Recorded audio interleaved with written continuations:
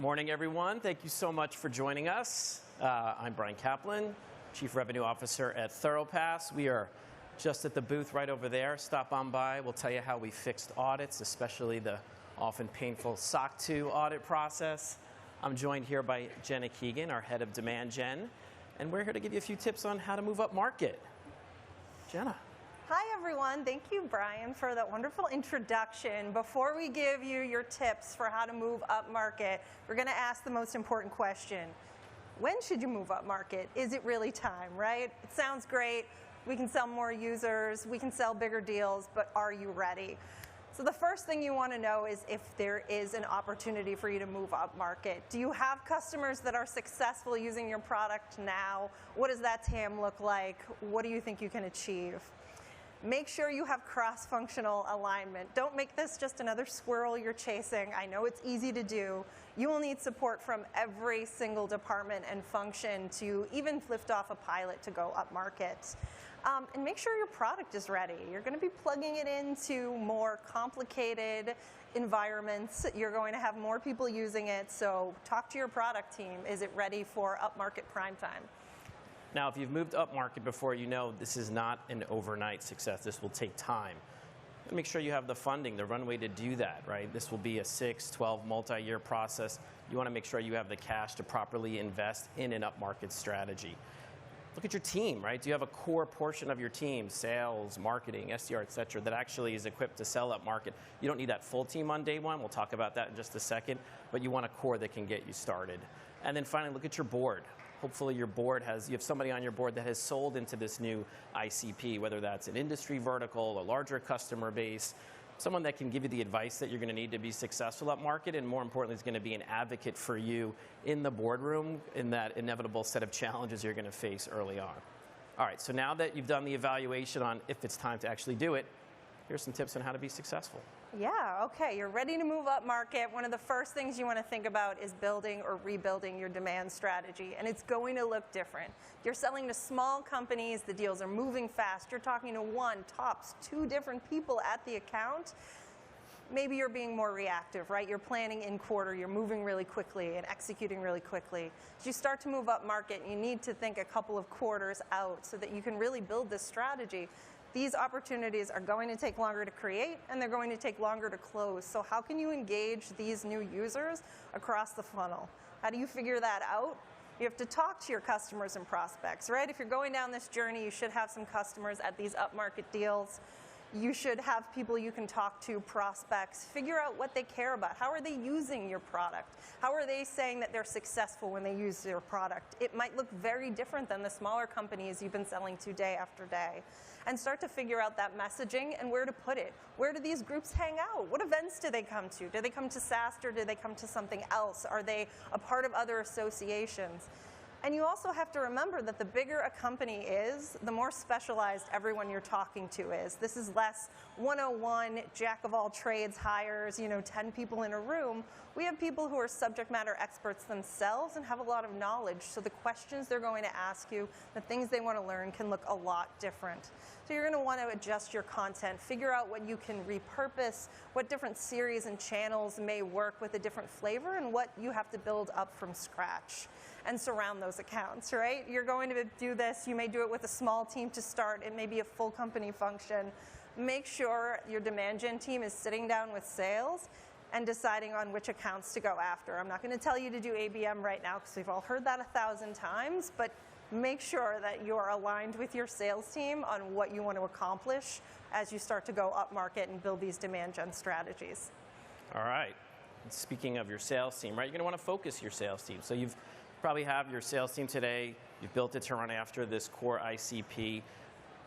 Most of those folks, or at least a good portion of them, may not be a great fit for moving up market, but hopefully some of them are, right? This is a different buyer. The sales cycle is going to be longer.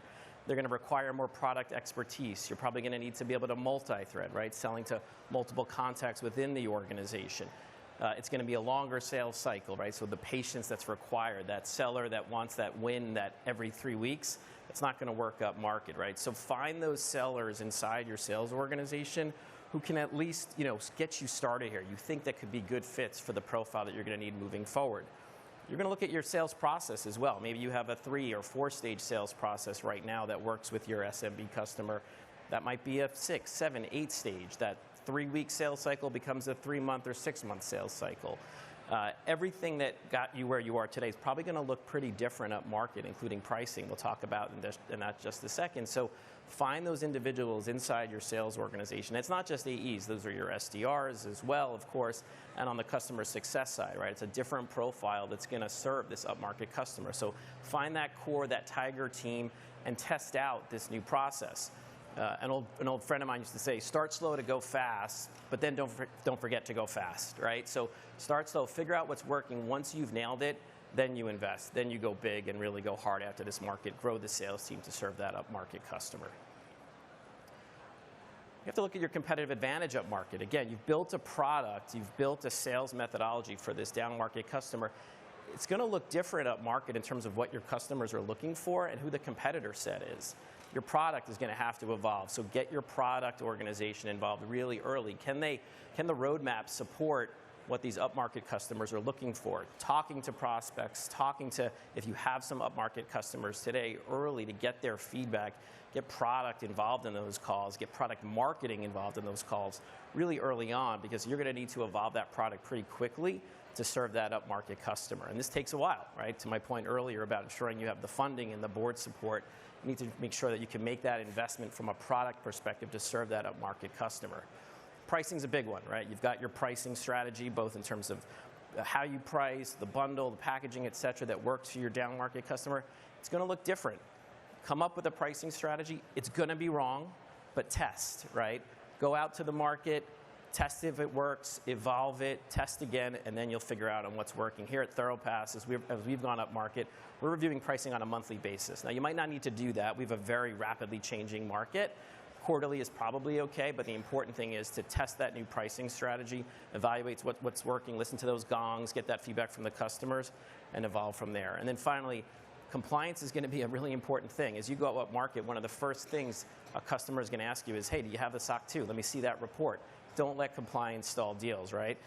Jason Lemkin, the reason why we're here today, he said quite recently on LinkedIn, just do the SOC 2. It's going to be super important if you're trying to do business with upmarket customers. Tip 4, look at your partnerships, right?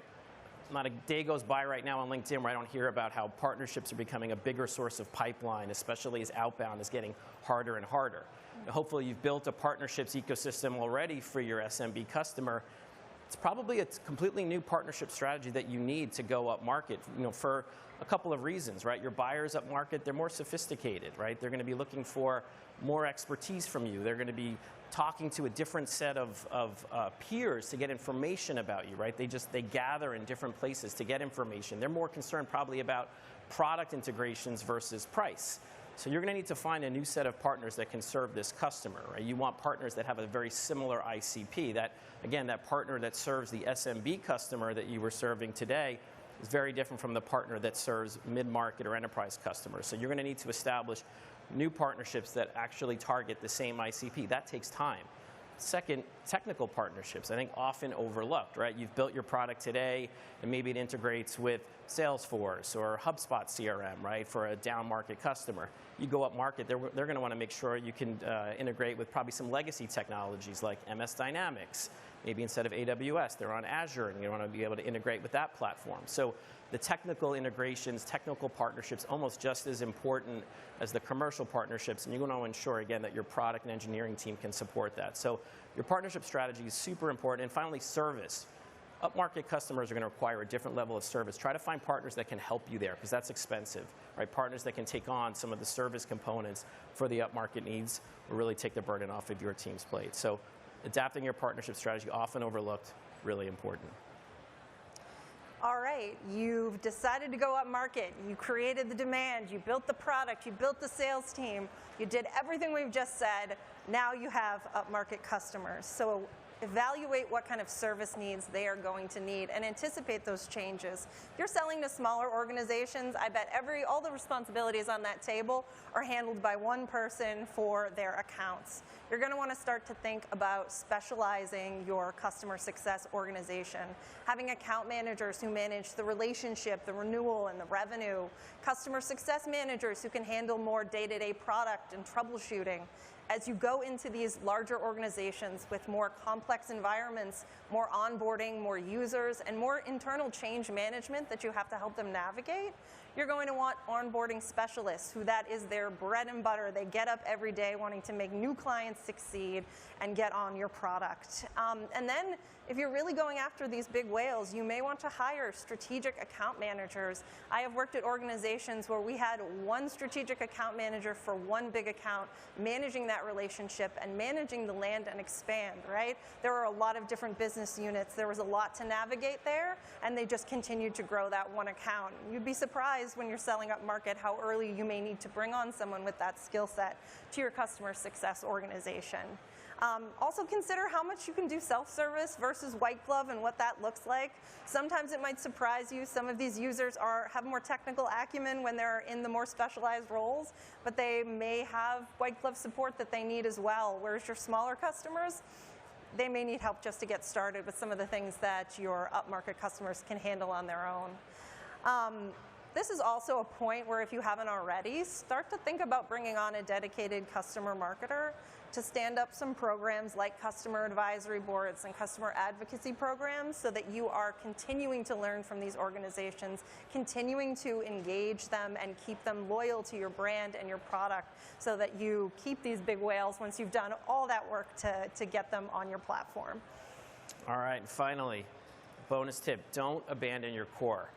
Corporate Executive Board did a big study about 20 years ago now called Stall Points. They looked at the top reasons why companies stop growing, isolated about 4 to 5 things that they saw time and time again. And one of them is companies abandoned their core, right? They got away from what got them to what made them successful. They got too distracted by the shiny new toy, and often that is going up market. So yes, while it will require dedicated resources, dedicated investment and focus to run after this market, you've built a brand, you've built a really successful strategy in whatever market you're serving today. Don't forget about it. It's still going to be important. You're not doing one in spite of the other or at the consequence of the other. Abandon your core at your peril. All right, thank you for spending some time with us. Here's what we want you to take away. Get cross-functional buy-in early. Make sure everyone is on the same page. Do yourself this favor if you want to move up market. Develop that demand strategy and be patient. Some things may take longer to work, but they'll still work. So figure out what the early indicators of success are, and then give some of these things time to cook and bring in some of these bigger deals. Talk to your customers and products, fill in the product gaps, find out their pain points, learn how they're using your product. Some of it may surprise you, and keep those communication lines open. Level up your partnerships, both for service support, for the integrations you need, and then to have trusted partners who are already working with some of these big accounts that you want to close. They're going to be able to open that door for you. And of course, take care of your base, right? Don't forget who's keeping the lights on, the successful business you've already built while you add on this upmarket. It is an add-on, right? It is not a replace, so take care of that core. Brian and I will be right at our booth over there for a little while. If you have any questions, we have a lot of experience from the front lines of bringing companies up market. We'd be happy to share those with you. And thank you so much for spending time with us today. Thank you very much.